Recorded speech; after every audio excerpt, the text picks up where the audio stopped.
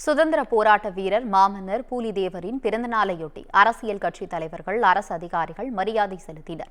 சுதந்திர போராட்ட வீரர் மாமன்னர் பூலிதேவரின் 309வது பிறந்தநாளையொட்டி எதிர்க்கட்சித் தலைவரும் முன்னாள் முதலமைச்சருமான எடப்பாடி பழனிசாமி சேலம் நெடுஞ்சாலை நகரில் உள்ள அவரது இல்லத்தில் அலங்கரித்து வைக்கப்பட்டிருந்த பூலிதேவரின் திருவுருவப் படத்திற்கு மலர் தூவி மரியாதை செலுத்தினார்.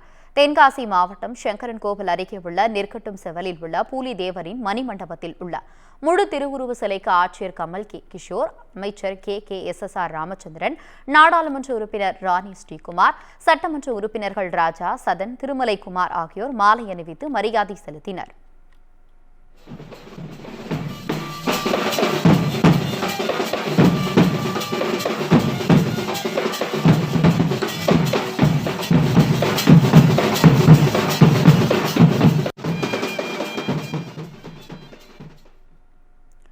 பூலிதேவரின் பிறந்த நாளையொட்டி எந்தவித அசம்பாவித சம்பவங்களும் ஏற்படாத வண்ணம் பல்வேறு பாதுகாப்பு முன்னெச்சரிக்கை நடவடிக்கைகளை தென்காசி மாவட்ட நிர்வாகம் சார்பில், காவல்துறை சார்பிலும் மேற்கொள்ளப்பட்டது.